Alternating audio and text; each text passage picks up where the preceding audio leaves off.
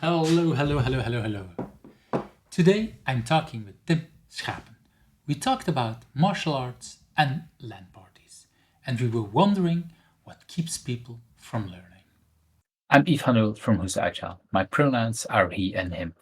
Welcome to my channel. You see a lot of agilists around me on this screen. If you want to hear me interviewing, please click that subscribe button because these are the people that I've invited so far. If you think I'm missing people, let me know in the comments. And that like button, well, if you liked today's interview, don't forget to click it. Hello, hello everyone, and hello with me I have Tim. Good evening. Good evening, Eve. What's up? And well, what's up is for me, I'm happy to have you here. It's like doing this for already more than 3 years. And in the beginning, I was avoiding to talk to too many people from Belgium because I thought I want to use this to see all my international friends. And more like, yeah, why should I? I spend now so much time talking with people all around the world. I should not ignore my Belgian friends. And that's actually what I wanted to show. So if I go show here a little bit, so this is me, my home in Ghent, and Cool. if Google helps me a little bit, it shows us more or less where you are in Yeah, Leuven in Belgium. I guess So so, yeah. well, the goal is of course not to help stalkers to give people the exact location of some people, but yeah, that's a little bit the idea. And because we're both in Belgium, this is we're both in the same time zone basically. Yes, time zones. My So, God. Had some nice and experiences the other day with time zones. yeah, well, I'm recording sometimes with people from Australia, and then now it's just 8 o'clock. Well, 8:30. If I call with people from Australia, it's sometimes after midnight or in the morning when Wow. it's in the evening for them. That's yeah, that's a little bit how things roll for these kind of Mm, things. But for me here, it's the easiest part is just a normal evening, I would say, yeah. giving the idea. And well, after a nice sunny day, the only worry I have is it's rather um,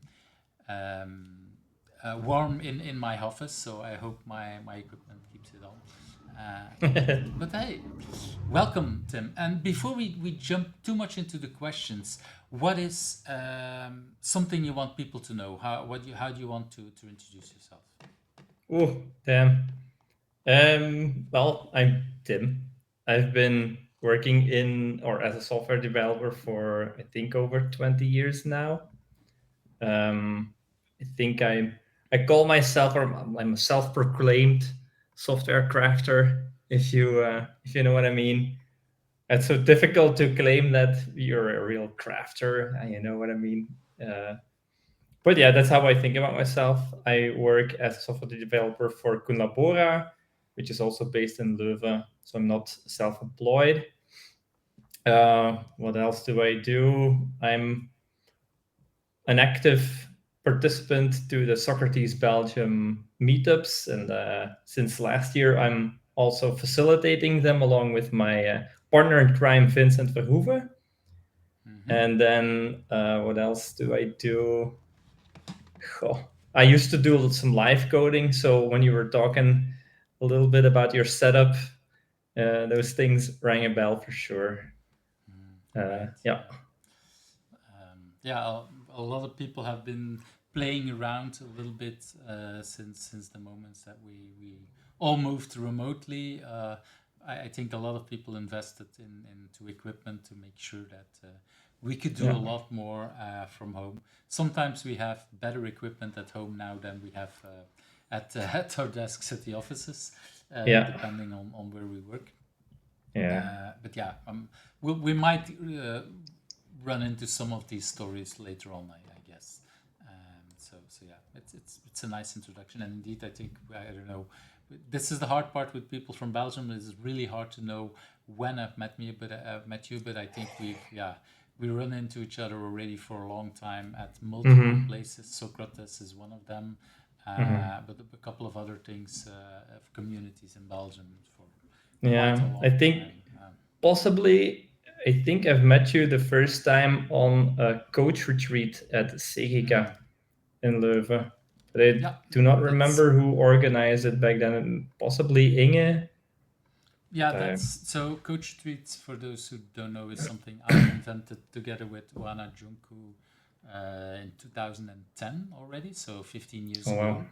Yeah, there you go. And the idea with how Oana and me have been doing it is like we always been looking for partners who wanted to organize it at a certain location, and we would either help out as facilitators and well, both help out and teach people to do it so that they wouldn't need us anymore. And it was very tempting in the beginning to organize it fully myself, but then I said, okay, if I have to do this and focus myself on organizing Belgium, I won't be able to do it around the world. So, and I was lucky that Inge stepped up and said, hey, I'm really interested. And so I think it's really cool that you set yourselves up for that from the get-go, because it's so easy to then just not rise to that level of doing this stuff internationally. So I think it was a very smart move. Well, it kind of happened organically because Oana is from Paris and from Belgium, so it already was looking a little bit how we can do it. Right. And very quickly we got some people interested, saying, "Hey, do you want to do it here?" I think the first one was London, so in a couple of other places, and it was like, okay, we need to organize ourselves, and how could we do it? And that's a little bit. And we did it at Cegeka, but also at Kunlaboa. I think we did one. Yeah. So yeah, we did a couple in Belgium also. So really happy, and indeed, that's one of the places where I think we met. Okay, let's jump into that very first question. What is something that people usually don't know about you, but has influenced you in who you are? I'm not sure. Well, this for me was a really easy question, especially the last part, I think. But I'm not sure that how many people actually know this about me. I think my direct colleagues will probably know about it, but surely not everybody. And the thing that's influenced me the most in who I am today is kendo, which is a martial art where you swing around with Japanese swords made out of wood, so you don't hurt people that bad. But that's the thing that really changed who I am, or who I used to be. Let's say, I think when I was a bit younger, before kendo, basically, I was a bit more timid, I would say. And then the choice of doing kendo also was sort of like a turning point in my life, where I decided to be, the Tim that I want to be, basically. So I made no more excuses. I said, like, what is something that I've always wanted to do, or something that really interests me, which was kendo. And I just started doing it. And then ever since then, like that sensei that we had has been amazing. What age were you at that time when you? Oh man, that's a good question. I think I might have been 26 or something, 26, 25 maybe. So it's already a little bit more old, I would say, for a person to well, it's find themselves. But it's also means that it's really a very conscious decision. At 26, it's not just a fling, like, oh, I saw somebody doing it and okay, I'll do it. I can imagine that there had been a thought process before, that it's not just okay, I need a new hobby. No, there was really something. And do you know where you got to learn that before you joined? Where did you discover this? Man, I have no idea how I discovered that. I could not say. I guess I was at some point. I was just Google, and then I ended up there. But maybe it was like something that inspired you, that you saw somewhere, or and did you do any other martial arts before? No, I used to do handball is what I did. Some soccer, of course, and then inline Soccer, as skating. in Belgium, whatever you do, you're at Yeah, every school, boys at least, you will be bombarded, and at every recess or whatever you have to do soccer. yeah, it's You like the have to do a national lot, sport of Belgium. right? Well, your friends go to a soccer club, you join too, and then you find out this really is not the sport for me. And then you go to handball. You go doing some From ice foot to hands, skating, some inline skating, then and then somehow I ended up doing kendo. Yeah. right? And that had, like you said, a big influence. And is that because of the art? Is that because of the sensei? Could you say some more? What was that impact? Yeah, I think just having made the decision to do something for myself was very impactful. And then for me, I'm a person that really enjoys learning skills and then performing them like to, you know, to some kind of perfection of or whatever. I enjoy doing that. I enjoy when something is hard and I get the feeling that I'm learning about this stuff. And this idea about getting better, that's really, this is something that really helps for me, like to enjoy something. I think that in itself helped. Then the great support I got from the sensei there itself. Like in the beginning, obviously you're a newbie, so they just teach you everything. You make so many mistakes, it's fine. But the open and welcoming culture. And wait, Uh, because you come jump rather quick. Sorry. So, like you said, you're a noob, so you make mistakes. And what Mhm. I kind of hear you is that it's really a supporting environment where Yeah. mistakes are not, I don't know, pushed down. It's more No. supporting. Like, okay, maybe even make more mistakes or learn. Or, am I reading something wrong, or is that No, no, what's you're happening? absolutely right. Yeah, that's what it was like in the dojo that I was training at for sure. But I think most of the people that were there also were there like really paying a lot of attention, and they wanted also to get better. And like one of the things that you do in a kendo session, how you call it, like when a training at the end, there is a practice of hitting or like doing one stroke like as long as you can, basically. And this is like a technique that you learn, but they always mention it's not because we're doing it so many times that you shouldn't do it as good as you can and to your best ability. So they really said we're going to do this a lot of times, you're going to get exhausted. We do this at every end of every training, so you're going to be doing this same repetitive exercise this whole time and until you get it right.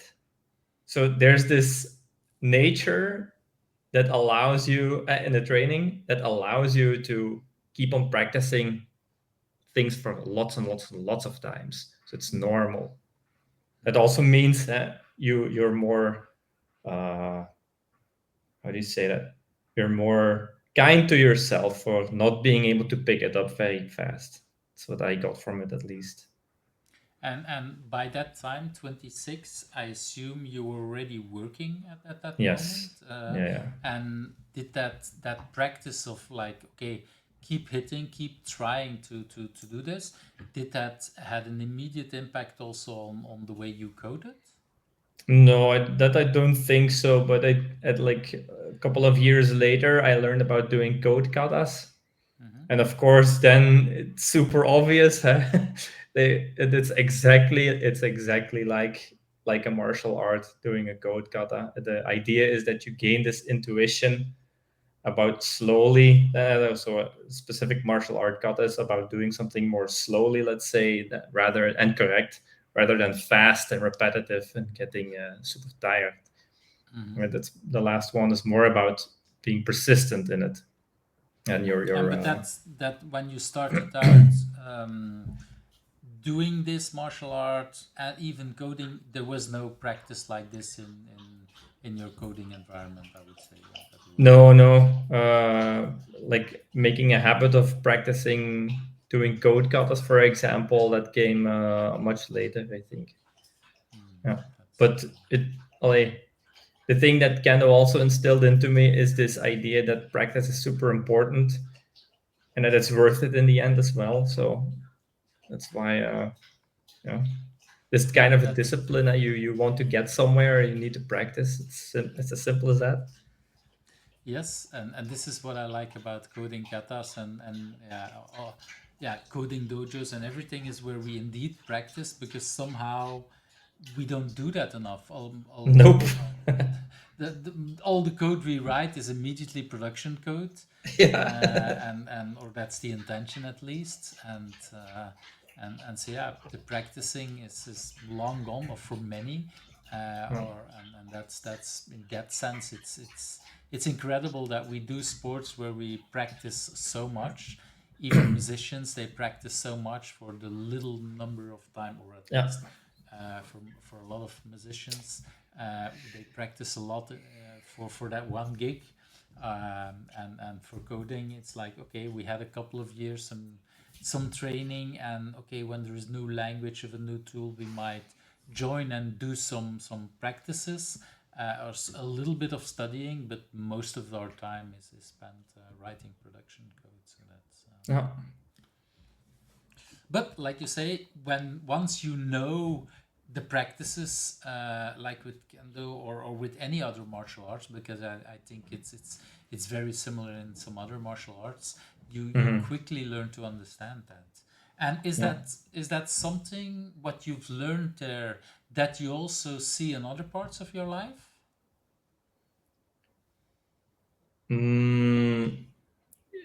Well, yes, I think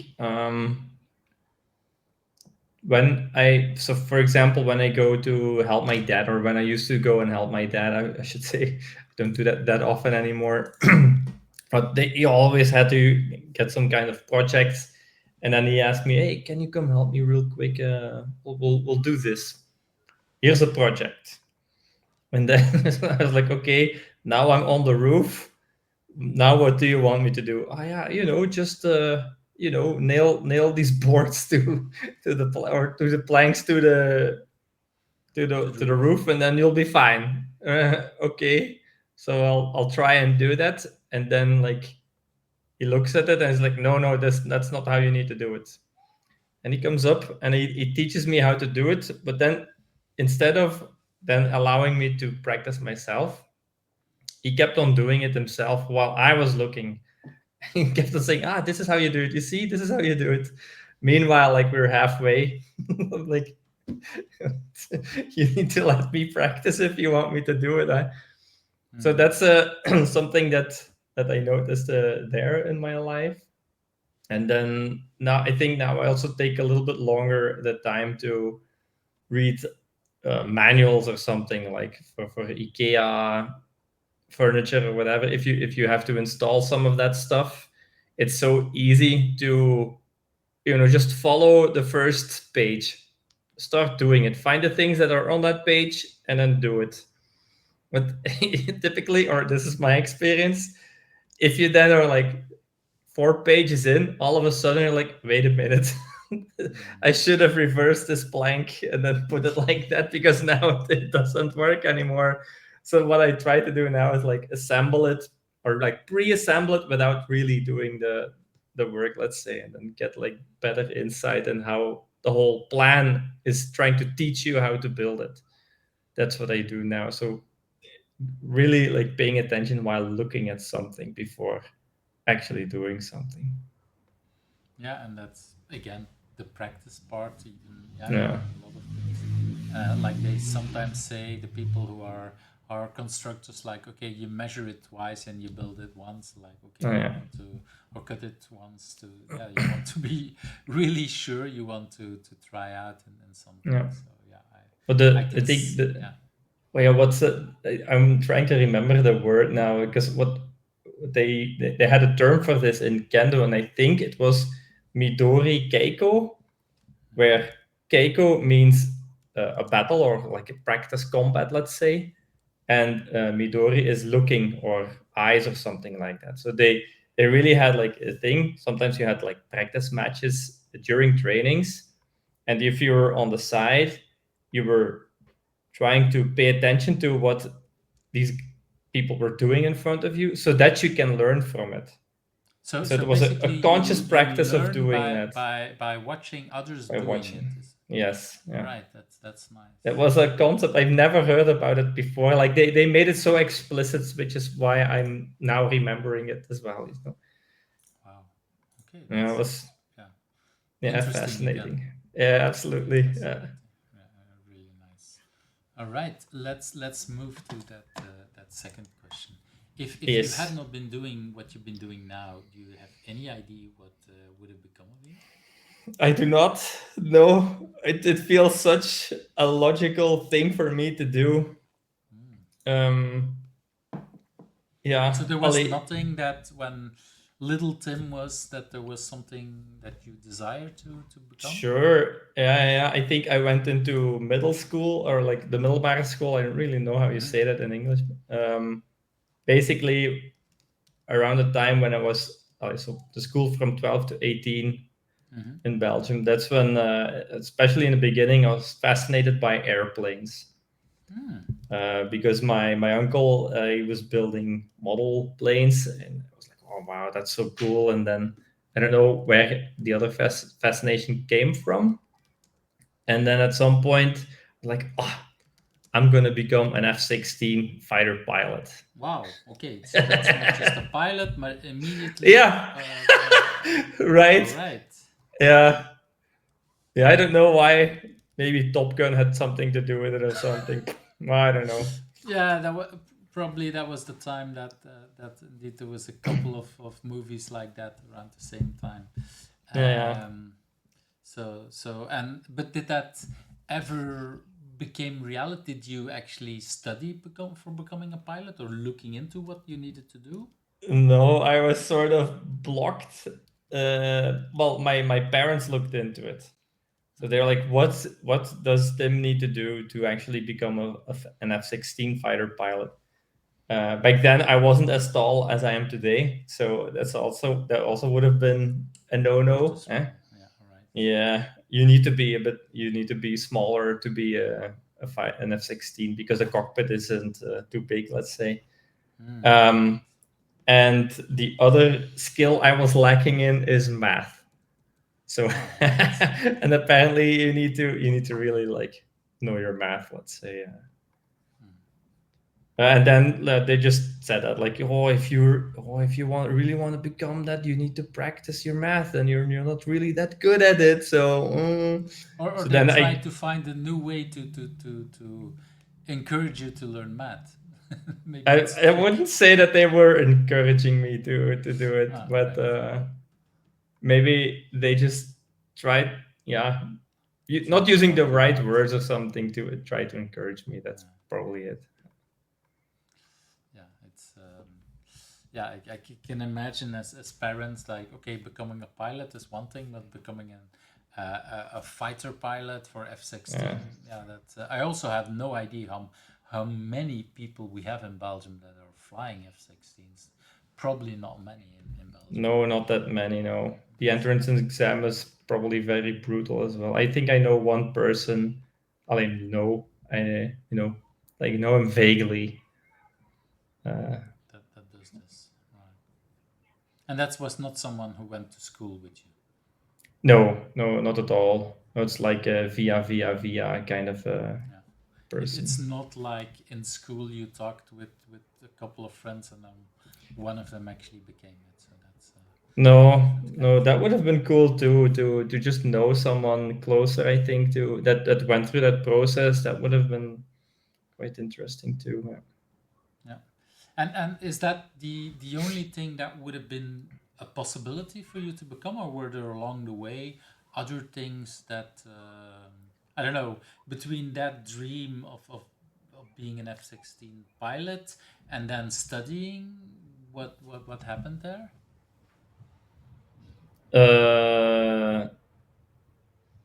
I guess Quake I and LAN parties happened. So like, for sure, yeah. Right. I think so. So my upbringing has been mostly behind a computer somehow. Whether that's my backdoor neighbors that had an Amiga 500 where we kept on playing games and like doing small bits of prompting, like to basic or whatever it was back then.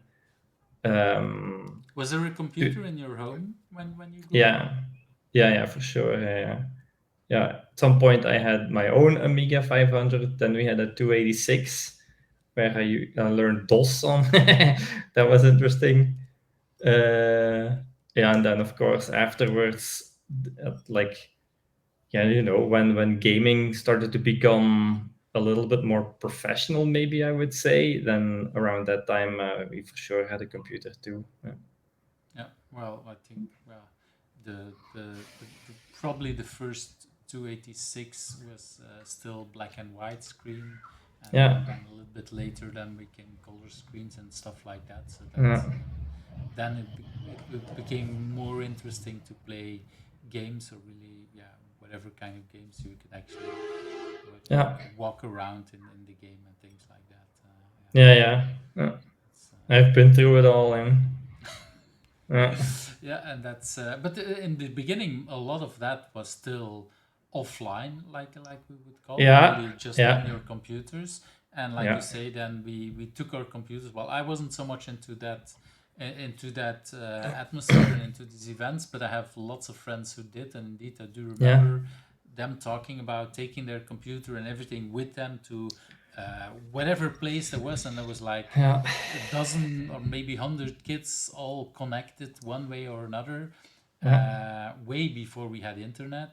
Yep. And yeah, It was it was glorious. yeah, Absolutely glorious. Yeah. and then yeah, spending hours and weekends, I would say, Weekends, yeah, for sure. just playing. That's Yeah. it's indeed, and so that triggered you also then to say like, okay, now Yeah. I want to be able to write my own programs and No, work on not really. content. I think not even. I think it really was more like, well, this feels like the normal progression for me because then I still get to do some stuff with computers, which I'm apparently not bad at. And then I went to Hogeschool Limburg, which then later became Xios, which then later became PXL right now. Mm-hmm. But back when it was Hogeschool Limburg, in the first year, we already got some Java there, All right. and that course or that really triggered something in me. It was like I could see like, oh wow, I'm writing these arcane words here, and there's output. Look, I made the thing say "Hello World," and The then later computer it listened to was, you. You were the voice yeah, of the you computer. could make it do stuff. It's so Right. cool. Yeah, Yeah, I it's still so remember cool. writing my own program. That yeah, indeed, it doesn't matter what it was, but yeah, some small things, and even I do remember in Ghent at some point we changed the telephone numbers changed from so for Ghent it used to be a 3-digit 091 as a zone account. I don't know how to Hmm. call it, zone number, and then it changed Hmm. to 2 number, and that was right while I was in school, and I had to create a program for school that would change because it had certain rules, would change such an old number to a new number, and that was actually practical when I had to call, and then you had somewhere a list where people gave you a phone number, which was the old phone number. It's like, okay, how do you find it? Okay, then that's a program I used for years. So because and that was so fun having Yeah, something I've written myself, and that was actually practical on a day-to-day yeah, basis. yeah. That's it. The feeling of usefulness of it. Yeah, Right. That's absolutely. I hear you. I recognize a lot of that. That's I have Yeah. no idea how good that program was, but yeah, it was useful, and that's the main thing. So that's Yeah. so that's brings us all into a lot of memories. Let's move Hmm. on to that that third question. What is your biggest challenge, at least the biggest one that you want to share openly on the internet, and why is it a good thing for you? I really like the part where you ask, and why is it a good thing for you? Because it sort of prevents me from ranting about stuff that's just difficult, and then this becomes like a rant, which I'm gonna try to not allow it to be. Well, I think the thing, or a question that I used to struggle with a lot, maybe I would say maybe 8 years ago or something, probably. Yeah, let's say 8 to 10 years ago or something. This is when I started wondering about this question. And it goes like this: why are some people not motivated to learn? And this question, of course, there's so much judgment in it, right? Because you assume, well, all of the people are not motivated to learn, or even when some people show that they I don't know, they don't want to do a reading group or whatever, that they're not motivated to learn.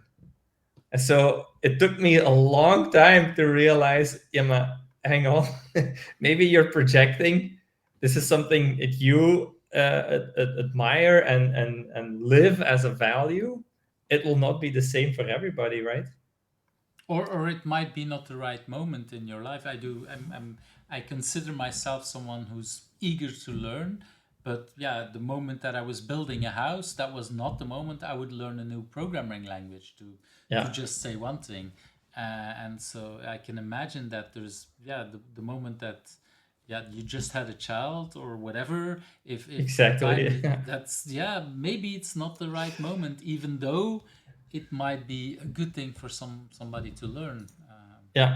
Or even just people that are simply satisfied with their life, Exactly. and that they are okay with the skills that they have today, and because those skills will allow them to get around, to make money, and in the other time, their free time, they don't want to be learning. They want to just be enjoying their the other life, if you know, the actual life, of course.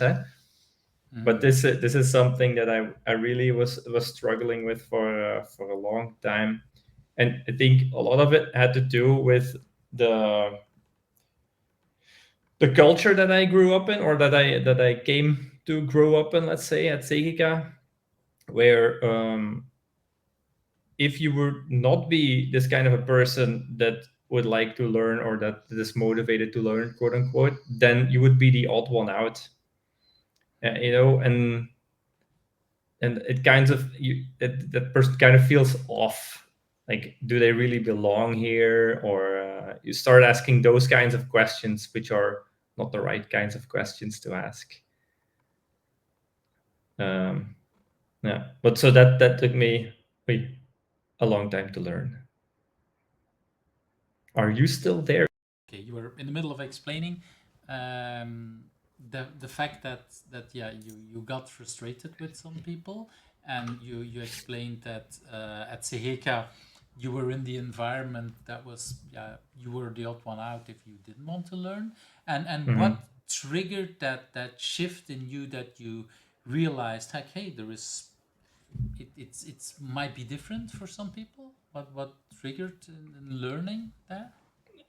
I think I know for sure it was Wim Bolle, who at the time I was hanging around with, what was it, monthly, I think, or I forget how often the lean coffees were, but he used to run the lean coffees in Leuven.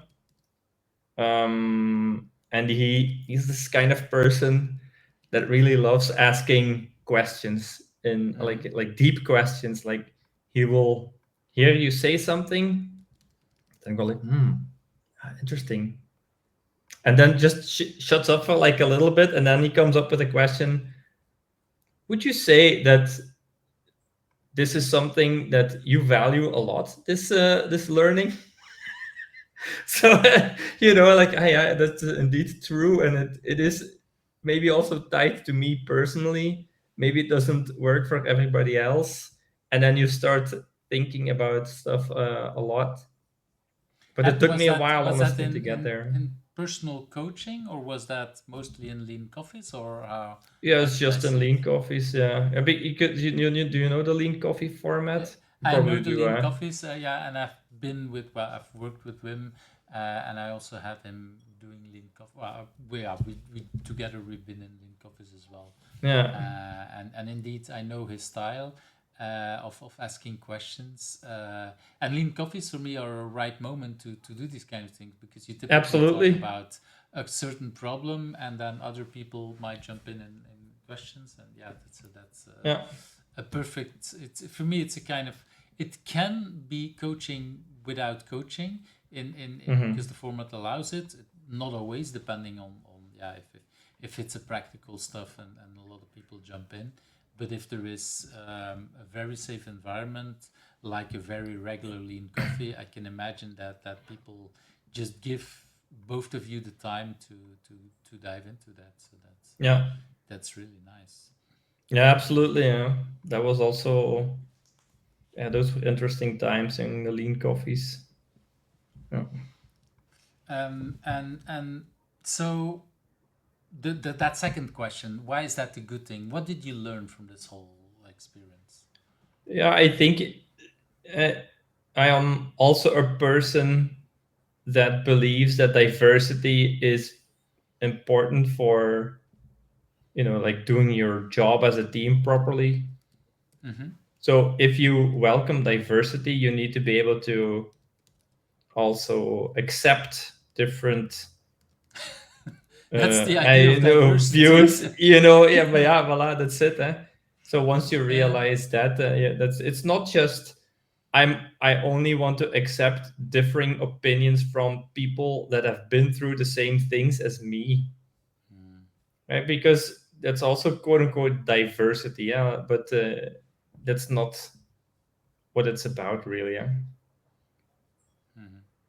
So yeah. Yeah, I recognize that, and I recognize also the frustration when, well, you're trying to help a team, and then okay, you're trying to set up things where people can learn, and there is sometimes one or two, or sometimes a whole team that totally is not interested. It's like, oh, okay, so good.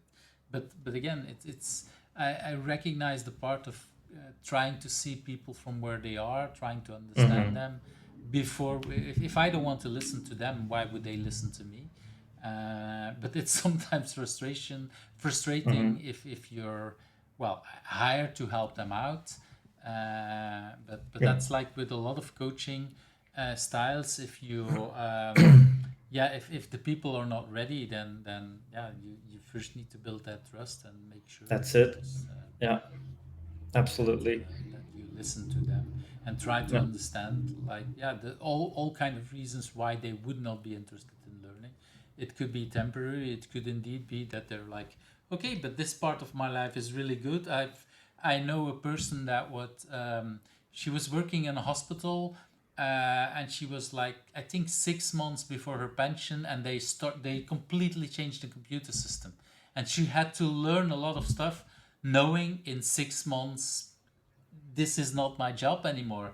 And the people that were teaching would say, yeah, it will take you probably a month or two, three before you understand the new system. She was like, yeah, no, I'm not interested, which is very logical.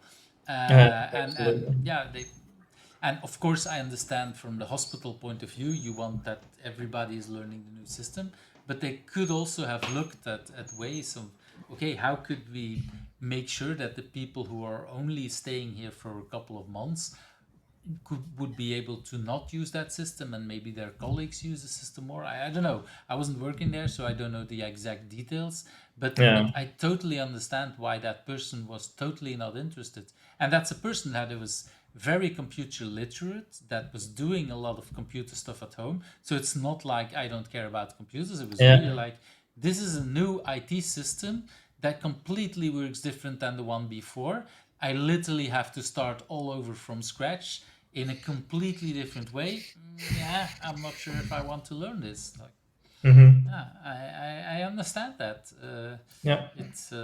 It took also me a while to understand why she was so much against it. But once I saw the full context, like, okay, only a couple of months, maximum 6 months anymore.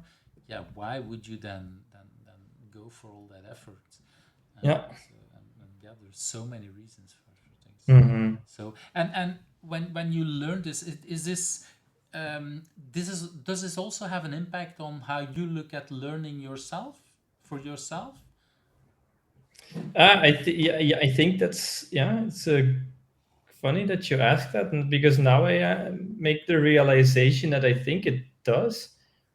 Like, I think I used to be more of a person that would have serious fear of missing out when like a reading group started, and I couldn't join it or something. So I would still join it anyway, and then I don't know, just not read a couple of chapters, maybe could be.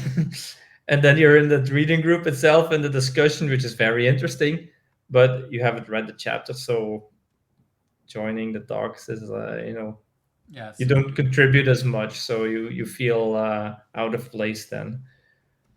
But so I think more recently I've accepted that it's okay to not do all of the reading groups. You can also read groups on your own time, you know. yeah, and it's interesting that you say, yeah, because that's a little bit what I was thinking. Do you put the bar less high for yourself? Like, I can imagine that for myself, I needed also to learn all the time and all the other things, and there's moments like maybe this is not the right moment for whatever reason, and or maybe they choose a book that I'm less interested in, like, okay, maybe I don't join this time and I'll join Yeah. again for the next book. Yeah. And it's yeah, there were many moments in my life where I probably said yes to learning opportunities where that wasn't the right moment for me. So I Yeah. recognize a lot of that, and I do think that I give myself a little more grace for not Yeah. learning all the time, a little bit of different things. So I'm that's still working on it. oh yeah, I'm not saying that I'm good at that. That's a part that I'm still I learning. okay. I So, okay. but I recognize the challenge, the hard part there. Yeah, so Yeah. Do it's you learning again. Yeah. do you also wish that sometimes people just have read all of the books that you've read yourself? You know, like that Uh, you just have to call out a reference of something, and then you're like, oh yeah, we know this. Let's start from here and then continue on to whatever it is that we want to learn or progress on. Do you have that? Depends on where I am, because I'm work. I think with where you work, there's a lot more people around you that are in the same environment. I'm working a lot with clients that are sometimes not say fully newbie, but sometimes yeah. I'm working. I recently worked with people who were also like smart people, but who only left school like 5 or 6 years ago, and they Yeah. miss so much of the older books, like. Yeah. Uh, uh, I had someone on the podcast who talked to me that said, "Okay, people don't know the book about user stories from Jeff Patton." It's like, how Mhm. could people in the agile world not have read that book? But yeah, that book is already so many years old, and people read new books that I might not have read because there's like these days so many agile, well, maybe less today, but the last 5 years or 10 to 5 years, it was like on a daily or weekly basis new books coming out, so it wasn't always Yeah. possible to read. Yeah, that's true. So yeah, I meet people that have read books that I haven't read, and I meet people that yeah haven't read some of the books I've read. This is for me one of the reasons why I asked the question later on in the podcast to learn about other kind of books, and Mhm. sometimes it's a book I have and I have read, I've skimmed through it. Sometimes it's a book that I've read multiple times. So yeah, it's yeah, I Yeah. have that learning part well indeed. But I guess we'll talk about that when we come to the books part.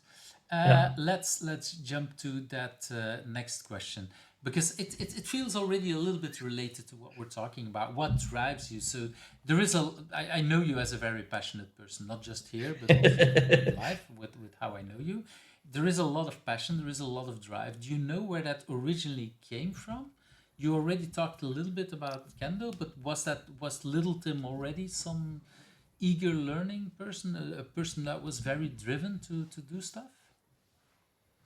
Oh, at school, for sure, I was not, because it didn't interest me that much, because it didn't really feel useful. But I did like learning languages. That's something that I did like. But I don't really know what. No, now it changes the question a lot, actually. So what drives you? But because you're right, Ali, I hear people say that about me all the time. And like, you're very enthusiastic, you're very passionate. Oh, where does that come from? Like, I don't know. I simply don't know. Maybe it's just this need to want to share it. I want to surround myself with people that care as much as I do, or something, about the things that I care about.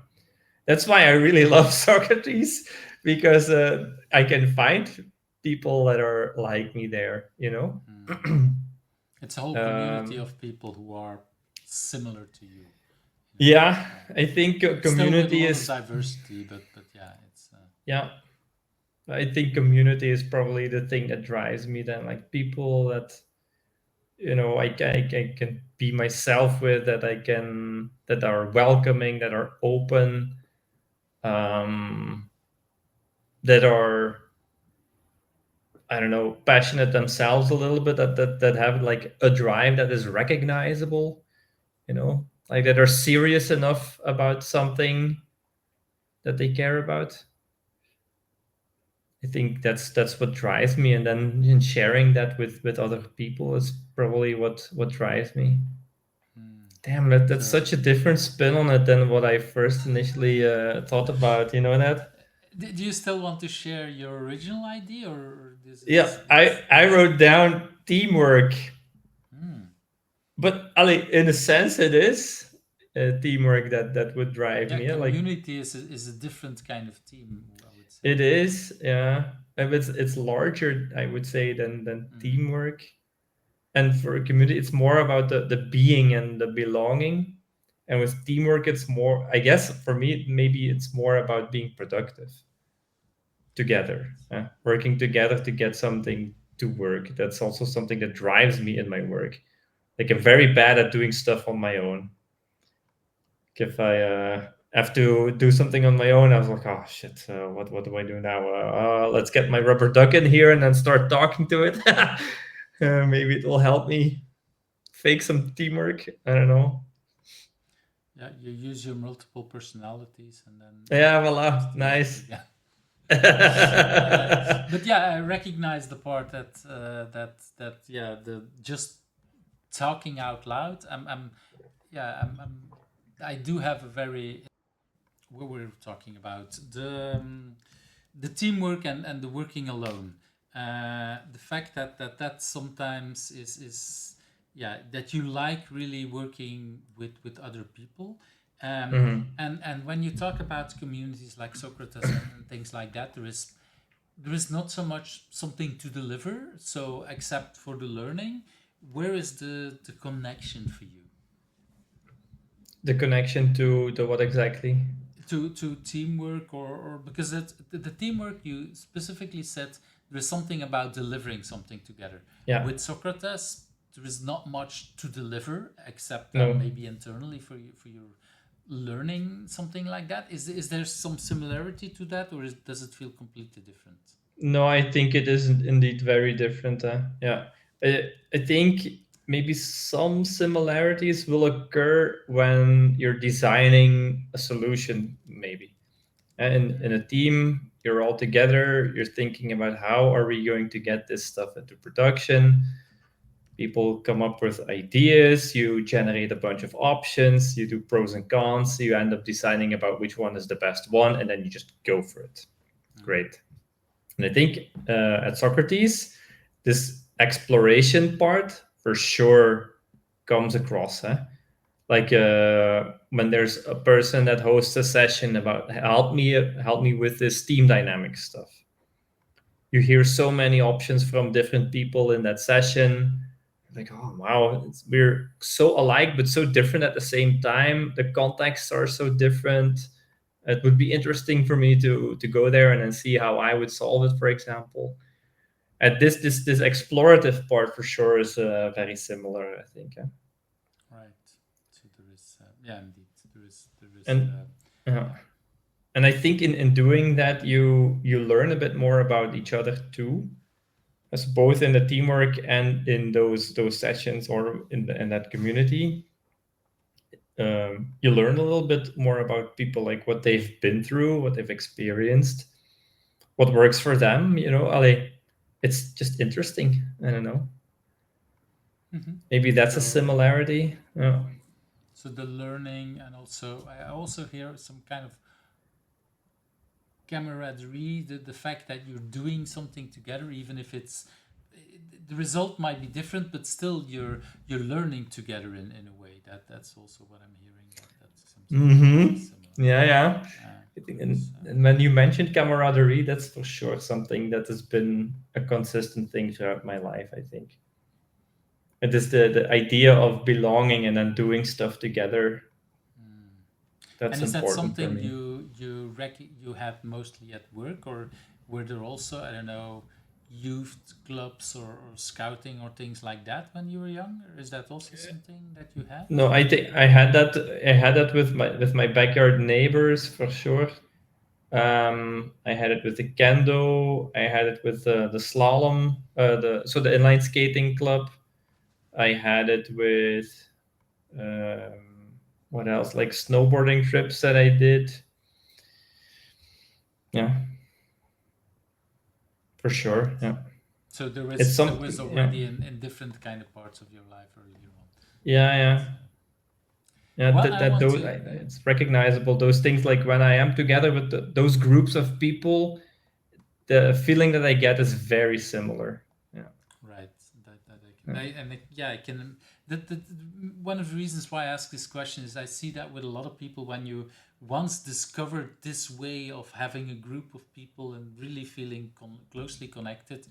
Yeah, I had this also at a certain point in my life, and then I kept looking for other kind of people. Like, okay, could I recreate it one way or another? And yeah, Yeah. that's the moments that when you work with a team. I even sometimes recognize it coming into a company, and you just walk around, even just for an interview, walking around. And I sometimes feel like, okay, that this group of people, that's a team that's really working really close together, because you can somehow feel it. Yeah. Unfortunately, it doesn't happen often that I see it, but yeah, it's something that when you see it, it's something really wonderful to see that. Yeah, it's wonderful. It almost, like the way you describe it, almost sounds special. But for me, it's like the people that you see that are able to finish up each other's sentences, and that really that kind of special vibe. It's not like that it's very rare, but it's also not often, and not in every team. This is why I love working for Kun Labora, I can imagine this is a kind of company where I imagine that Jan and whatever he created is really important for him. So indeed. Yeah. Let's move to that next question. What's your biggest achievement so far? Or what's the thing? And so what I've noticed when I create this podcast is that basically this is your moment to brag. And the question I've learned to ask before is like, is that easy for you, Tim, to brag? Is that something that is easy? I think it is. Yeah. I think I'm not shy anymore to be proud of something that I did, that I achieved.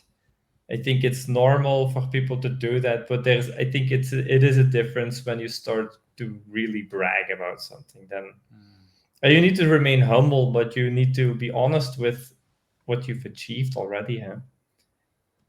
I fully agree, because if we don't take ownership of what we achieved, why would someone else be proud of us if we don't want to be proud of us? it should be easier for ourselves to be proud of something than for other people to be proud of it. It's not always the case, and it's not easy for many people. But that's basically one of the reasons why I keep asking that question before. Yeah. So let's go into the real achievement. What do you consider something that you're proud of? What is such an achievement? Yeah. I'm not. Is it okay if it is like a future achievement too? Oh, Or that's perfectly fine. Whatever it. This is why I don't want to zoom in too much and create too much boundaries. So perfectly. Yeah. So what I have the feeling I know where we're going, but yeah. Sorry.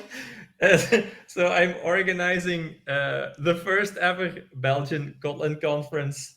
I think it's sort of like, or I want it to be the pinnacle of getting a community together around a topic that interests interests me very much and that I'm very passionate about. And yeah, I don't know. It started as a wild idea, not at this year's Kotlin Conf, but last year's Kotlin Conf in Copenhagen. And I went there with one other colleague, and I met an ex-colleague, and then like two of his friends, and then Simon Vergouwen, which is one of the main contributors of arrow.kt, a functional programming library in the Kotlin space. And we just went for burgers. I was like, hey, did you know there are some guys and they work for the VRT and they're doing Kotlin? I had no idea that they were doing that. Like, oh yeah, I met some other guys last year and they were working there, and I also didn't know that they were doing Kotlin there. Like, man, it really sucks that we don't know about each other because we can support. You know, like you can support each other when you know each other a little bit more, and then feel less alone in this. Because sometimes I gotta say it feels a little bit like you have to fight some defense when you're a Kotlin developer for some reason, because you have to fight for popularity or whatever.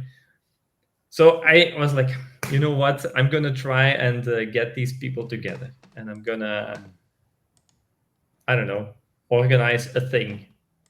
So I didn't know what that thing looked like. I just knew that I wanted to do it, and then it was just pure luck. And then the fact that we talked about it, that I sort of said, hey, I'm gonna try and do something about this. I just saw something pop up in my Instagram when I was still very much into Instagram, which was the venue that we ended up choosing. And I happened to know the owner of that hotel, so I just contacted him like, hey, do you also have meeting rooms, and what's that like? And like, oh yeah, just come over, we'll have a talk. And then from there the ball started rolling, and then all of a sudden I had confirmed Duncan McGregor as a speaker at the conference that I'm hosting. It's wild. So I think the conference you're talking about is this one, right? Yeah, that's the one. Thank you so much. Yeah. And the link for the people who want to learn more is wow, this one. So that's indeed where we're in when is it? 19th of September, if I'm correct. The 19th of September, correct? Yeah. So then in bring up the hills in Maasmechelen. So that's I think it's a nice achievement, and I love how you bring the story, because that's that's for me how a lot of great conferences sometimes start. It's like a couple of people chatting over a beer or whatever, over a burger, and then thinking like, hey, wouldn't it be nice? And then someone like, yeah, that would be really nice. Let's just do it. Let's just do it. And that be crazy enough. And then a couple of months later, there is something. For me, ALE, which is a European Agile conference, started similar. This was on Twitter way back, where a lot of European Agilists were frustrated that none of us were accepted at the big Agile conference to speak in America. And so it started out a little bit as a joke. Oh, then we'll do our own conference. Yeah. A couple of months later, we had a conference. And the first idea was, we'll do our own conference at the same time. we got smarter and not done it at the same time, just a couple of weeks later. But yeah, that's for me how you do something like that, crazy enough, and see what it brings. And I really hope indeed that it will bring a lot of and yeah, this is why I shared it earlier this week, because I worked at the VRT, so I'm pretty sure I know some of the people that you talked about. Lovely. I should be knowing some other people in Belgium that Great. can do in Scotland, so I'll try to help it too. So for me, that's really a nice thing to be proud of. Like, okay, let's just start it. Let's bring some international speakers. Let's see if we can bring something for joining, because like you said, you learn something in a little bubble, you do it for a company, for a client, and then that bubble is rather small, and we don't always know who else is doing it, and maybe there's ex-colleagues that might be working in Java before but also switched, or and that's a little bit on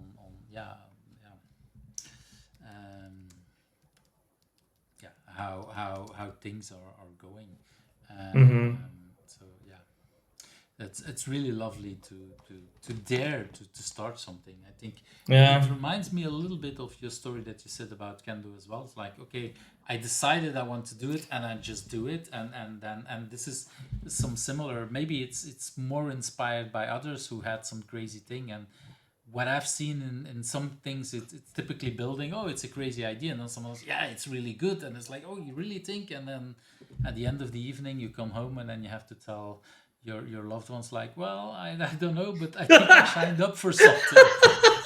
Zalig. Yeah. It's it's a little bit like I also that. think this is one of those occasions where the responsibility process is like a dangerous thing. You know what I mean? Like it will not leave you alone when you've got this idea. Like, how bad do you want it? Well, turns out quite bad.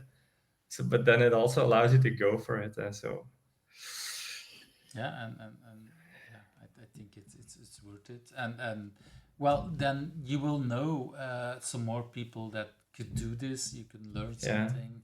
I've learned so much already. It's really wild. It's really lovely idea, and something to really be proud of. So let's move to that next question already. Do you have a personal agility tip to share? What did you mean with personal agility exactly?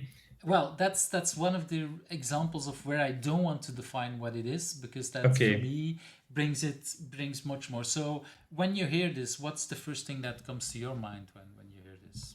Yeah, I thought about, like if agility to me is about being flexible, or this power that you get when you become more flexible. That's really what it's like, eh? To me at least.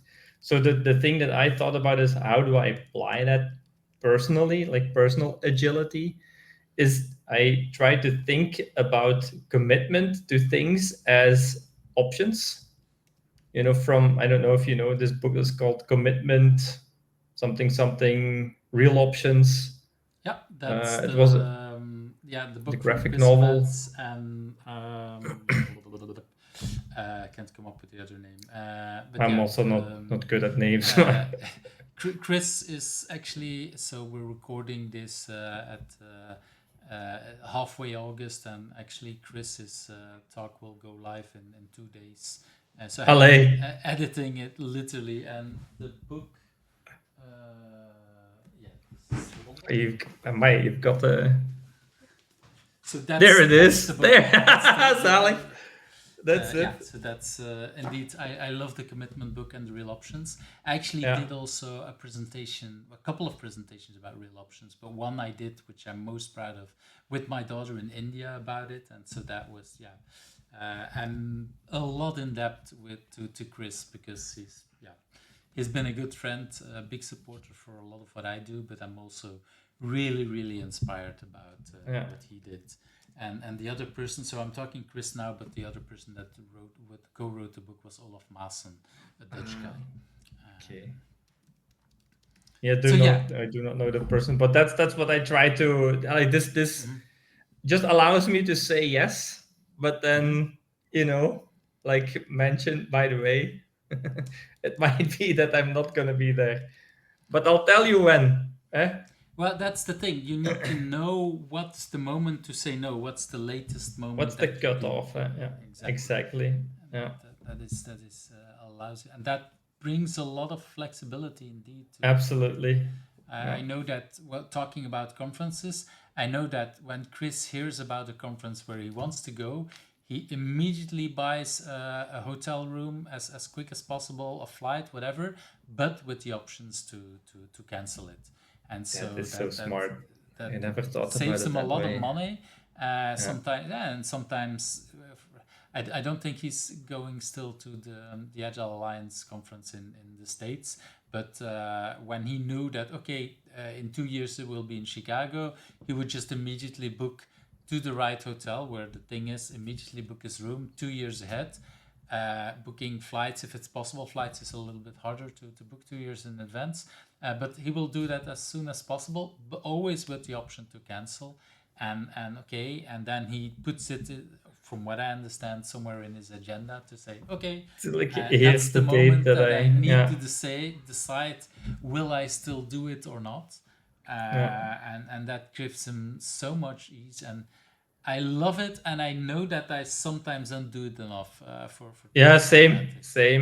Yeah, but I was the question more than anything else triggered me though. I really like that idea. Like, it's also fun to just ask other people, like when they say when you sort of ask something from someone. I always, sorry, not always. I will try at some when I think about it. I will ask them, by what time the latest will you be able to fully commit on this? Because I'm fine if you cancel, that's fine for me. But then I want to know from what point on can I really, really count on you? It's also helpful to just give that information to somebody else. Yeah, I fully agree. That's it really makes it so much more easy to say, okay, by that time I need to make a decision. Programming, constructing a house sometimes makes it also easier to look at options. It's harder because these people are not always that transparent about what options mean, but that's a whole different kind of story, I would say. Indeed. Really wonderful way of looking. Okay, An incredible coincidence as well. That you just it's really the serendipity in this thing is incredible. I've been last night listening to and editing the video, so that's why a lot of these things are really, really fresh. It's like top of mind, on my. I can really, for people who've listened here, I already can say, what is it? 187. So the video 187 will be. It's a wonderful one. We talk about history of Agile. We talk about so much knowledge that Chris is spreading. Also a lot of name dropping, but in a gentle way. So a lot of things that we're doing. Chris asked me today if it's okay. Did you cut out all the offensive bits and the juicy things, and like where I look stupid? It's like, no, it should stay juicy. So yeah, I didn't cut much. Lots of stories that we share, because Chris and I we go way back. Cool. And so and he still knows when we first met. I didn't know, but if you're interested, you can listen and you will hear. Yeah, I will for sure. And so how we do a lot of these things. So, and I'm pretty sure that he will like again that he sees that in Belgium indeed. I'm not the only one who's talking about commitment. There's actually more people who are doing it and love to do it. Let's move Tim to that next question about remote work. What have you learned about remote work? That it's very difficult. Very, very difficult. I think, or no, maybe it's not difficult, but it brought to light people's very small attention spans, maybe. Maybe that, or like, it brought to light that communication is still probably the biggest issue in our jobs. And I think what I learned recently is that, well, I learned when you're working hybrid, so there's a bunch of people maybe at the office, and there's a mob of 3 people sitting behind a computer, and then right next to them is another person, but they're online with someone at their home. That's very difficult for the people at home. This is what I learned recently. We didn't really encounter that before, but that mob was having a lot of fun, as you do when you do mob programming, of course. But they were having too much fun, or because they were being a little bit more louder than regular, and they were picking up on the other person's mic next to them. So Right. it was and then the next day during stand-up, we're like, we know that mobbing is fun, but can you please be more quiet when you mob, or like go sit somewhere else or something like that. So we're still exploring a little bit on how to work best in that kind of situation. But I've heard, I think, with Zul who said it here, I don't know. I've had a couple of people talking about remote mobbing, and I seem to remember that one of them said, like, if you're working remote, then mobbing is actually one of the better ways to do it because of a lot of the things. But I've never thought about the noise. Well, I'm working most of the time with my headphones on, so my family won't hear the noise that I'm hearing, or the other people I'm working with. But of course, if I'm getting very excited and having a lot of laughs, okay, then I have an office that actually, when we built this house, it's just a small wall between my office and the living room. So it was an open space basically. And with the intention that I want to work much more from home. It was built just before the lockdown, or we moved in 2017, 2018. So with the intention, I might work more from home or whatever. But then we had the lockdown, and I was working from home, but my children were home. Everybody was, well, like not my partner, because she's working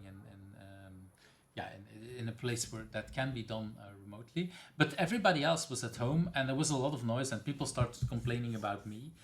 So I literally now have an outside window inside my house between the two places, and so I can open the window and I can have the conversations. But like tonight, when I'm recording, my partner is in the other room watching television, and of course she asked me to close the window. I can't hear the television. She can't hear me talking, and this works a lot better.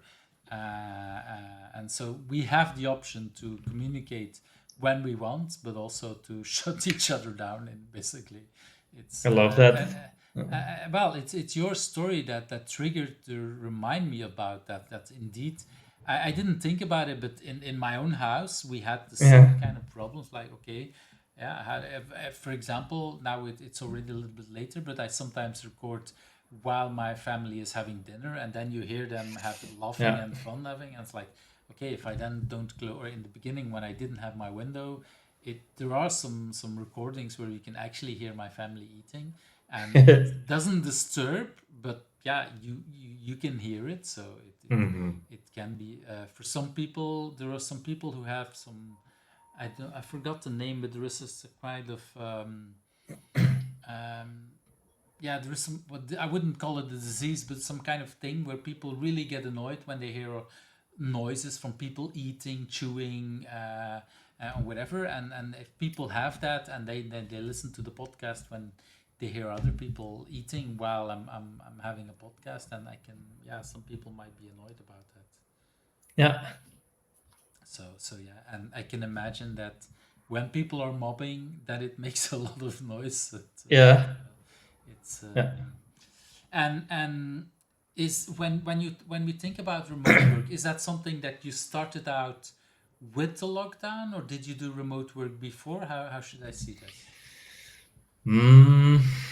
Trying to think if I ever did it. Yeah, there was at some point we had a collab with Romanian colleagues, and there were a couple of teams that were experimenting with, like having pairing with Romanian colleagues that are in a different time zone, but you're still working on the same project. So that was interesting back then to try and do that. I think also the lessons learned from that part were very important to keep on doing still in when you're doing remote work, I think, which is to make sure that you actually see each other in real life, visit each other's locations like for longer than a week. And then that's those things are important. To learn about the culture, if the culture is different, that kind of stuff. I have my first remote work was back in 2004. Basically, it was the first team that what I would now be calling my first job as a full-time agile coach, and very quickly into the job, we started collaborating with people who have a 4-hour time zone difference. And it worked really well, but I was at some point I realized like I was talking like some days 4 to 6 hours full time on Skype with people on the other side, and we brought them to Belgium like every 3-4 months sometimes. Every 3 months. And I do remember one time we didn't do it. The goal was we would bring them in June, and there was something happened, and we didn't bring them. And then it wasn't possible in July and August because of a lot of holidays on our side. And so basically we only brought them back, I think, at the end of September. And I do remember the week before, it was chaos. It was like almost fighting two teams. And then they came to Belgium, and like everything got resolved in like, minutes. Like it's very clear. I do remember the last week saying to someone like, okay, don't worry, let's ignore this part. Next week they're in Belgium, and we'll sort that one out. Just realizing like it's been 4 months, and it really felt like this is two teams now, and you're back in the same room, and it's one team. I recognize. And then of course the tools were a lot worse than what we have today. For sure. But still, it's sometimes, well, we just saw it here today. I've been using this tool for 3 years for recording, and already now we had 2 times that we had a connection disconnect. No idea where it's coming from, but it's sometimes these things happen when we work remote. So things are still more complicated for everything. So. But and at I the think same time, go ahead. I wanted to say I think because you initially asked, did you really more start doing remote work when lockdown? But I think the answer is yes. I think that we only had that one stint, let's say, with those Romanian colleagues, and that took, I think, a year, maybe a year and a half or something. And then I went on to a different project, and then after that, it was really the lockdown that triggered everything, and then the stuff becomes necessity, and now it's almost unthinkable to not be able to work remotely anymore. So stuff has changed for sure. It's a different world these days. Yeah. And tooling got better, and we're so much more used to looking. But I do agree that we haven't yet figured out perfectly how to do. We're still learning. For me, I'm one of these people that believe that we can make it work remotely, but we've learned so many things how to do it in real life physically, and we haven't learned like 10% of this to do that remotely. It's a lot harder, and some things, like you said, bring people together, and it makes it so much more easier. one of the things I've noticed is, for example, I go with the podcast and everything. I go less to conferences in other countries, but I had a moment that I realized, like when I was going to a conference, if I had an argument with my partner, like the last moment I saw her, um, whatever I did, we just couldn't get along when I was remote. It just, yeah, if that last conversation was an argument for whatever it was, fixing that while I was in another country just didn't work. It took me a couple of years to realize that. And then at some point I realized it and I said, well, first of all, I try to avoid to have discussions on the last moment. But if for whatever reason it happens, then just basically ignore each other for a week. Let's try to minimize it, not as I don't want to talk to you, but more like, okay, we know that this is going to make things worse, so let's avoid that. Yeah, but of course, Smart. with remote work, it's different because you can't just say, okay, we'll wait until we see each other back in a month. But we have to make time for it, and I think that's also part of it. With my partner, I thought I couldn't make it work, but yeah, it's not like then we talked for 2 hours on an evening. Again, Teams and everything, and Zoom calls. Technically, it was possible with Skype, but it was a lot harder. So we typically Yeah. don't do that. So, Good old Skype. good old Skype. Well, things today's are. We have a lot more other things. Okay, I want to move to we already hinted a little bit about books. So, what's a book that you have read that you want to bring up? Yeah, the one that I've read a lot of books, but the one that I wanted to share, I think there's one that comes to mind most recently was Leadership as Language by David Marquette. That's this one? It's that one, yeah. Which is with the subtitle is also very good. The hidden power of what you say, indeed. And what you don't. And what you don't, indeed. But most people might know David from his Turn the Ship Around. Turn the Ship Around. And that's, well, I wouldn't call it a follow-up book, but yeah, that's his next book. I would call it maybe a follow-up book, honestly. He mentions it as well in his in the prelude, or how would you call it, like at the beginning somewhere, like realizing that there's even more content in that story about his ship, let's say, that he had to write a whole different book about it. And I think the takeaway for me, or like what surprised me when reading that book, is how he's able in such an articulate way to express things that we all take for granted. Like there are like small things that we know that we do because we've experienced it as coaches or something like that, or like people in leadership positions, but that get explained very well in this book.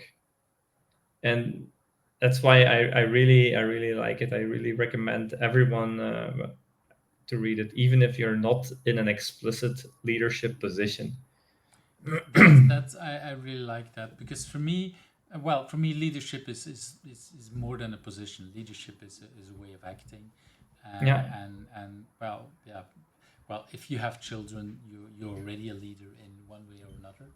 And this is where I recognize some things that are in the book, like, okay, the way we talk to our children, the way they get on our nerves sometimes, and the way we react is for me where for me there is some messages that are interested to learn about. And could you say, are there ways that you can say how you use this book in your work life or daily life? Let's think a little bit. I think the most clear example is because we did a reading group on it. So the way I use it in my work life is by doing yeah, this is interesting as well. I think it's the first time that I felt so compelled to do a series of 4 brown bag sessions at work to try to really share what is in this book and why we think it was important to do that.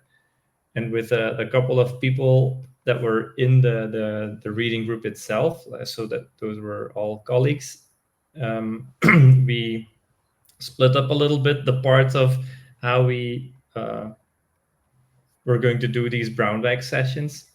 So I think it was me and then somebody else that did the initial introspection or intro. Sorry, I mean. Then another 2 people did, I don't know, like probably like red versus blue work, and then maybe the first counterparts of the playbooks, and then somebody else did the next ones, and then finally we concluded. And that's how we organize those sessions. And it's the first time that I felt the need to do that, and then had my colleagues join me in doing so, because they also felt it was an interesting book and important enough to do that kind of effort in sharing what's in it. So that's something that was interesting. And then I think the other part that I'm actively trying to use is sometimes when we run our daily stand-ups, simply discussion happens about a story that we're doing or whatever.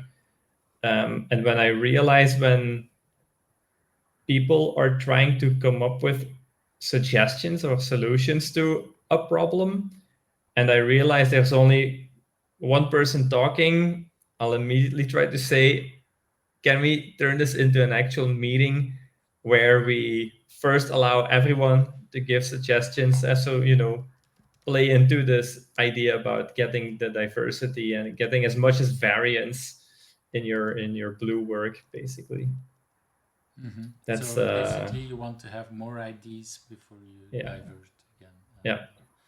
Yes, indeed. When you diverge, you want as much as variance as possible, so that when you converge, you've gained as much of the power of diversity that you can have. Yeah, and I think it's been a while since I read it, but I think the book also makes a difference between doing and thinking, and what you're talking about for me sounds like something that's really important in the thinking part. In the thinking part, you want as much diversity as possible. Once you start doing, I have the feeling you want to do much more. You want to be much more aligned, or not. I don't know. Yeah, red work is characterized by sometimes time pressure, where the time pressure is then good. So you want to go hard. Focus is very important, and then variance is basically the devil. So you want to be doing one thing and one thing only. And then when that part is done and you need to call it out explicitly, it's going to be done then. You set a timer or whatever, like Pomodoro, pick whatever you want, do sprints, it's the same thing. You end up with this part like, okay, now we need to stop working, realign, look around us. Are we still going in the right direction? Do we need to come up with new things? Just take that time. Then you're in blue work, what he calls blue work, and you end up in thinking. You try to generate more options. So that's where variance comes in and becomes a more important aspect. And because I've never discussed this, I immediately also see the link with mobbing. So because in mobbing, you're all doing the work, but at the same time, you also want to think. How does that play out there, that blue work and that red work in mobbing? Did you ever thought about this? No, I have not. I think in mobbing,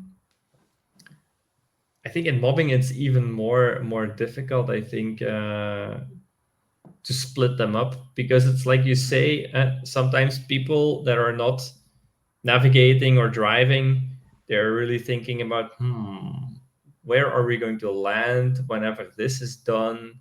What am I going to do when I'm going to be the next navigator, for example? Where do I want to go? But that's like, for me, what I want to say is that's like a natural thing for you to do as an observer in this mob. But I'm not sure that it is the right thing to do in this mob, because I've seen a lot of times where a navigator has set a path, a direction, they want to try something out, and times are typically short for us so that we keep a like better focus as a complete mob. But then when the time comes that navigators switch, sometimes we had happened that the idea of the previous navigator was completely abandoned before it was completed to fruition. So that navigator that started something, a path, they never could see that what the actual result would be, because then somebody else would just be like, I don't think it's going to work. Let's sketch that and then start writing a new test for blah blah blah. And But that's sounds a little bit like not following the rules that Marquette is talking about, because the work, the doing work, we need to first finish and not diverge again. Yes, So, you need to finish it, but it's because there's a timer involved and there's explicit role switching. People take that as a cue. Now I we can do tried. whatever I want. We tried. Now I can do whatever. Voila, there you go. Okay, so, but I think, I think this kind of discussions might be interesting to have in a retro about mobbing. Like, okay, what does that mean? Do we still have to follow? Can we diverse or have a conversation about it? Like, how long do we want to keep moving in that path, or could we start thinking again? So that's an interesting thing to have. When I was at Socrates France, there was something interesting that happened.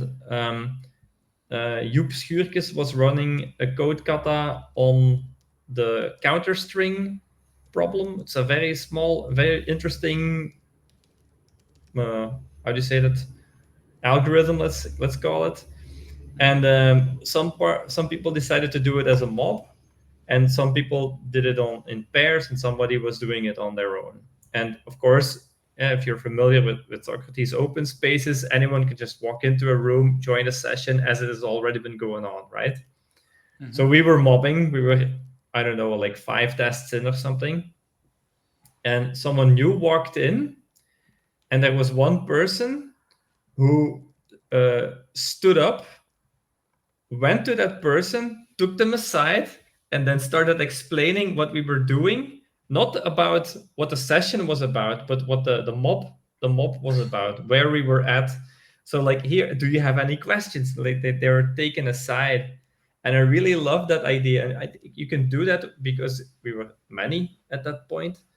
So when you're like in a big enough mob, when there is a person that is like a bit confused about what people were talking about, or like some kind of a reference to an algorithm or whatever, what shortcut, someone can take them aside, talk to them aside, and then rejoin the mob again, and then just continue on. Because otherwise, you feel like you cannot ask questions anymore, like, and that really impedes your learning. That's for me a big advantage of mobbing over pairing. Like, if you're pairing, like, okay, both of us we need to do, but if I need to go to the toilet, I sometimes feel like, no, I'm pairing, so I can't, and then we have to stop both. In mobbing, you can just say, okay, sorry, I need to go to the toilet, whatever, and I join back, or I think my value is helping out someone who just walked in.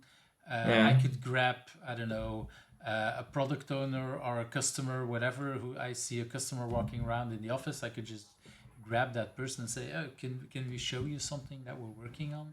That is for me a big advantage of mobbing. You can do whatever whatever is exaggerated, but you can bring value in a different kind of way than just the typing part.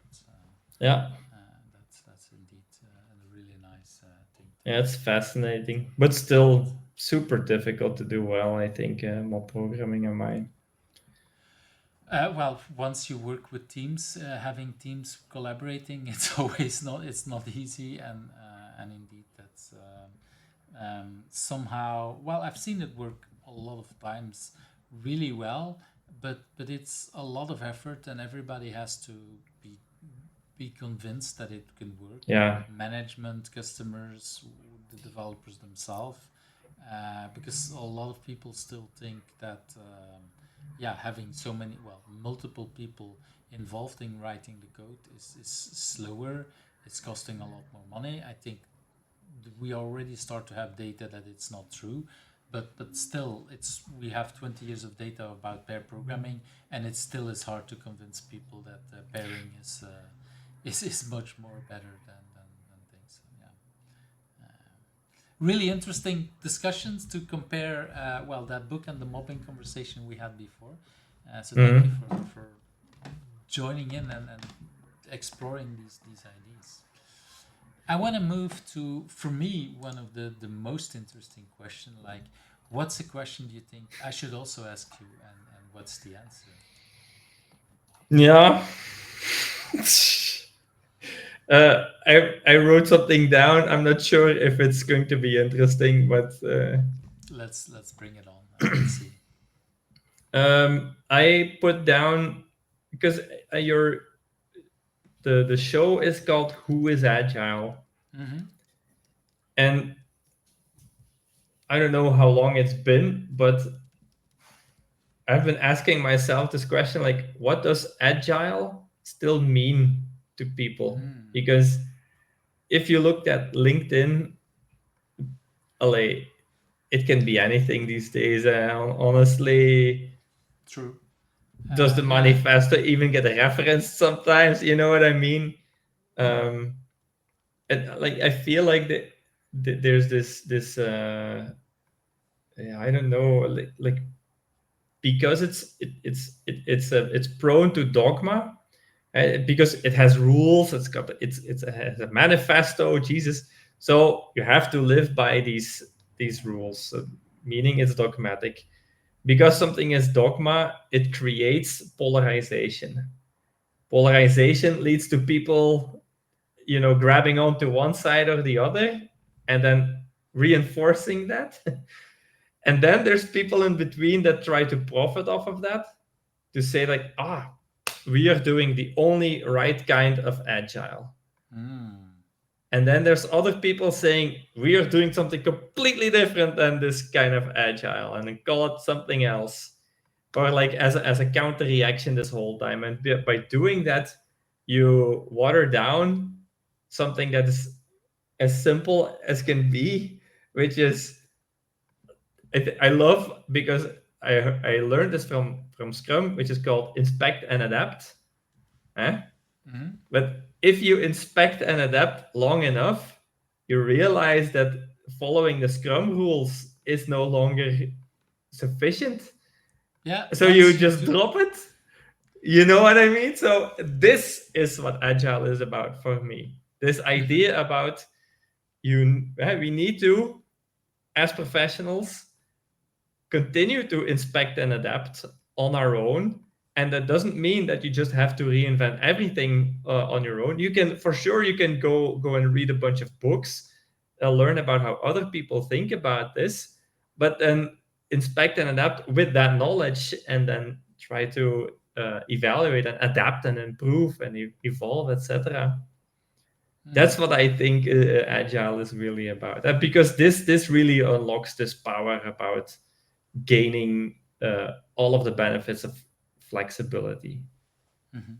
And in a way that this is one of the inspirations I think about the whole idea of who's agile, and the way that because agile has become either a dirty word or doesn't mean anything, and for me it's like my idea was, okay, let's bring some people that someone else calls, okay, this is a person that thinks that this is a person who understands agile and an agile way of working, and let's talk about people's lives, because basically these are scripted questions that bring in talking about it. And then we notice like, hey, there is some similarities and in the now more than 200 that have been invited, there might be a couple that are really hard on, you have to follow these rules and so on. But most is like, it's really the opposite, like you say. If you keep doing Scrum the way it's intended, then you don't do Scrum anymore at some point, because you keep improving. And then other people might then say, oh, it's no longer Scrum, but it's actually maybe more Scrum than following the rules, because you keep adapting. What I always heard is that actually this is how the Spotify model evolved. It started with a lot of people doing Scrum, improving and changing in a certain environment, in a certain context for a certain company, and they ended up doing something else. And that's for me much more the Spotify model, not what was created in Yeah. videos and everything, but it's like, okay, we start with something and we keep improving and we keep improving in our context. That's Cool. much more that, and that's exactly like you say. It's part of Scrum. It's part of a lot of other agile methodologies, or the real agile methodologies, without going too much into detail about some others. But for me, that's the thing. It's like, and what you talked about earlier on, real options and things like that. It's really that, like, okay, how could we look at that manifesto? I still look at it, maybe not every week anymore, but at least once a month, and try to see, is there something in there that can inspire me about my problem? And yes, not everything that's in there is still applicable the way I would have used it 20 years ago, but it still is an inspiration, even though, for some people, they never heard about that. Yeah.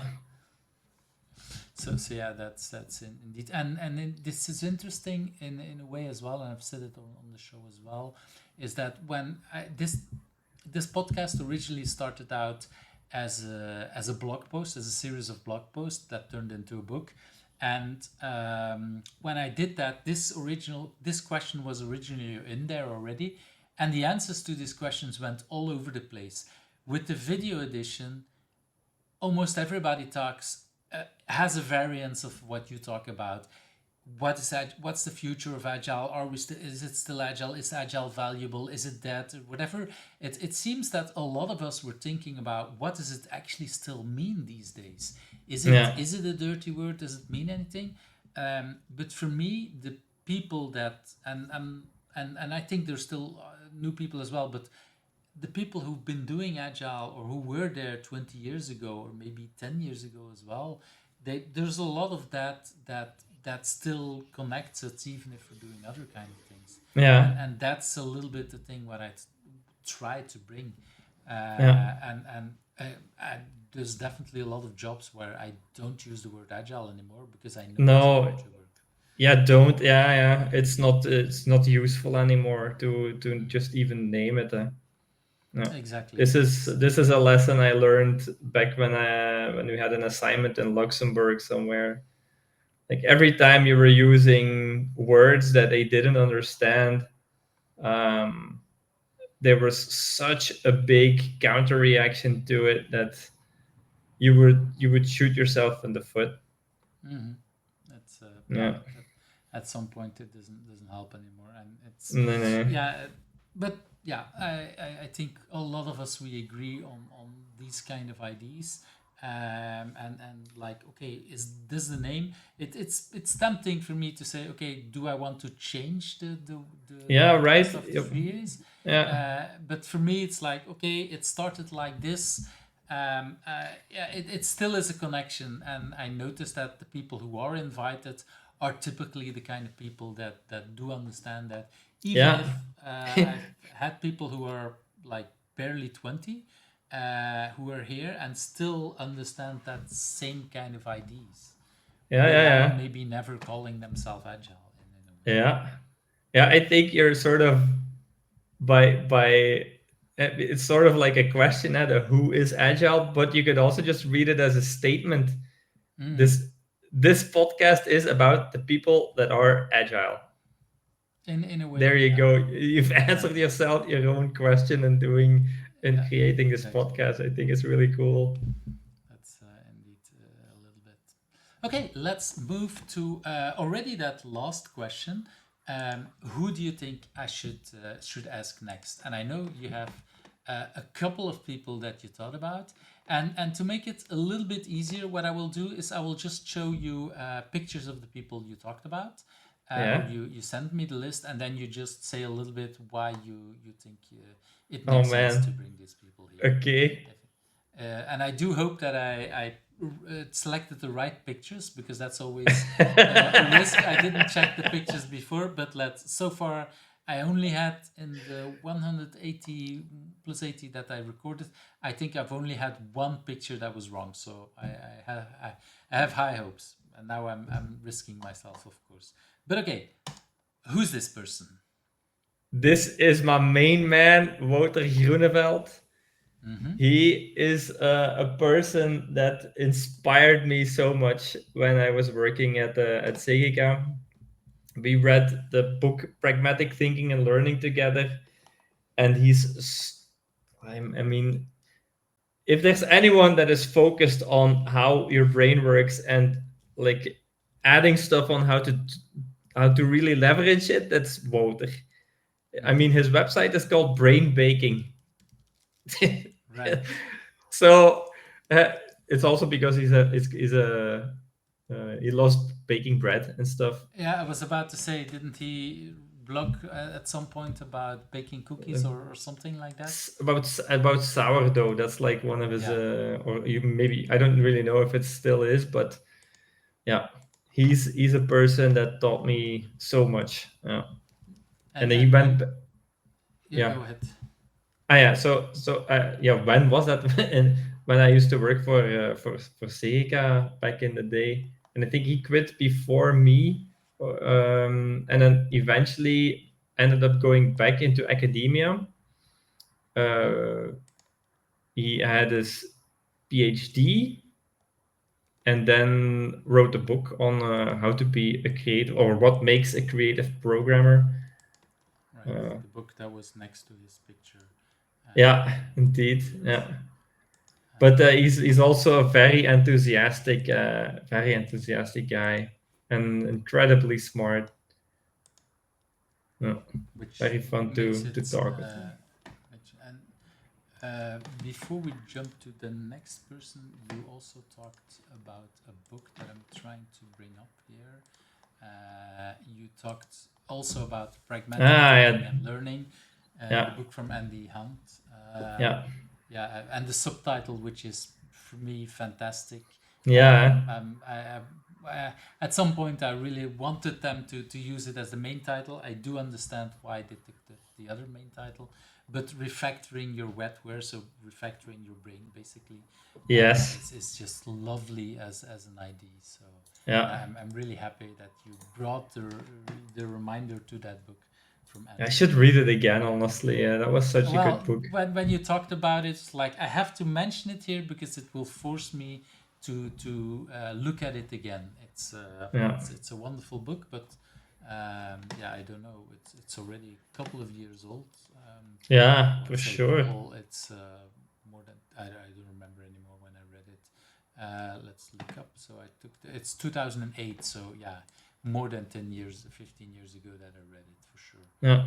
So that's indeed wonderful. So that's the first person, and a really wonderful way of introducing someone. So definitely someone I'm looking forward to talk. And the next person, I think you dropped his name already, I think. Who is this? This guy is flippin' amazing. His name is Duncan McGregor. Mm-hmm. He I thought I knew a bunch of stuff about how to properly refactor code, but this man is a legend. You know, if I'm a quote unquote master at it, he's a legend. It's really incredible, like the detail in which he makes sure that when you're refactoring, like just moving around pieces of code, you always stay with compiling code, for example, as long as you can. And he's really taught me that, especially because he's also doing YouTube videos on how to do these things. Like the effect that it has on a viewer when you're doing these very tiny refactorings, that they can actually just follow along. Whereas if you just show your prowess with your shortcuts, just magic happens, and then all of a sudden this is what you wanted to see. And sometimes that's useful, But when you're trying to explain and teach someone how to do some kind of refactorings, then this is a skill worth learning. And Duncan is someone that can teach you for sure. And when you he's say he's also mini just a refactorings, it yeah reminds me of a lady phrase first. that Oh, no. that Joshua Koryovsky used to say. That's again also 10 years old. That he says, what was it? Reducing or minimizing. So normally we said minimizing WIP, and he said minimizing red. So basically making sure that your test always and your compiler and everything stays as green for as long as possible. And when you make a change and it becomes red, minimize that time. So making sure that whatever you do, make it green first, and then you can make. And that's a little bit when I hear you talking that the work that Duncan does. That's what it reminds me of. It's a skill on its own. For sure, It's some things that is incredible. That I just remember another customer. I think 2 or 3 years ago, I was talking. Oops. Again, I have to write down again. So what I was saying, I was talking about refactoring, and then a person realized like, oh, there is actually a book about refactoring. It's like, no, there's just lots of books about refactoring. Somehow people think refactoring, oh, we just mention it and it's a small thing. No, there is a ton we can learn about refactoring and so much things. And the better you are at that, the better you are at really understanding what is good code. It's a life. Absolutely. And also that it doesn't have to be difficult to get there. And that's why I think it's an important skill to have, because it gives you, next to having a full test suite that covers everything, it gives you the skills and confidence you need to be able to keep your code maintainable, which is something you need to have if you want to remain agile. That's what I would say. And for me, it's when I hear so many people talking about, oh, we want to refactor, and then in their minds it's like what I would call reworking. They want 2 weeks that they can do anything. It's like, no, that's not refactoring. Refactoring is really the small things. And what I've noticed is that, I've worked with people who basically they sometimes say, oh, let's rewrite and let's write something from new. And they, a lot of, well, let's face it, very limited number of people have written a project from scratch. Greenfield. That's not, we don't have that much experience with it. And somehow most people overestimate how good they are in writing something from scratch. And for me, the people who are that I only trust to write something from scratch are the people who are really good at refactoring and small things. Wow, Eve, that was perfect. It is that thing. It's the more you are better at creating these small things, then you are indeed able to write. And it's and I'm again, I've been a developer. I'm again writing some code for a small project, but I wouldn't call myself a professional developer because I literally haven't written much production code in a long time. But I still value that thing. The small things that I now spend on writing code, I really insist, and I try to look after every day when I touch code. Okay, did I spend refactoring the next day? I really want to look into that because I know it's such an important skill, and without having without that I wouldn't be able to write anything. If I wouldn't be able to look at my code and try to make it a little bit better. And I'm definitely not the best expert at that, but I do value it a lot. It's something that stays important there. Yeah, I think something that I also wanted to add about Duncan is that he's like one of those people that actually knows how to practice extreme programming. Like there aren't many or that many people that I know in real life that are able to do that. And he is for sure one of them, like that breathes this extreme programming. Well, his co-author Nat Price is Yeah. also one of these people who are really. Yeah. That's well, the Chris Matz that we mentioned before is coming from the Extreme Tuesday Club in London, and that whole Really? Oh, yeah. yeah that whole environment, Yeah. these people, and Chris, the what I just talked about, the conversation with Chris, he says, well, like, I'm not that special, but I was so in that environment that creates it, Yeah. and I think there is Yeah. a lot of people there that inspired themselves, and I Yeah. disagree that with Chris that he didn't create stuff. I think he did wonderful stuff, but yes, it was in an environment that inspires it. In Belgium, we had the pair programming parties 20 years ago, but we kind of dropped that experience. Mm. We had some coding dojos, and we still, I don't know how often they still happen, but they still happen from time to time. But it's a skill, yeah, the practicing, we don't do it as often as we all of us Yeah. do that. Yeah. It's, yeah.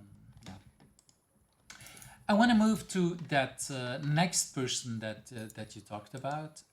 Who's this? This is the incredible Gien Verschatse. What do I say about her? Damn. Yeah, I love her work at Aardling. She's also running a podcast over there, talking to some very interesting people, asking the right kind of questions. Yeah, and then just the way that she's so articulate or particular about how to explore a domain, it's just simply, I've never seen anyone do it as well as she did. Mm-hmm. So yeah, she was invited already before. yeah. God, this is horrible that I can't come up with a name, because it's also another Belgian person that I really love very much.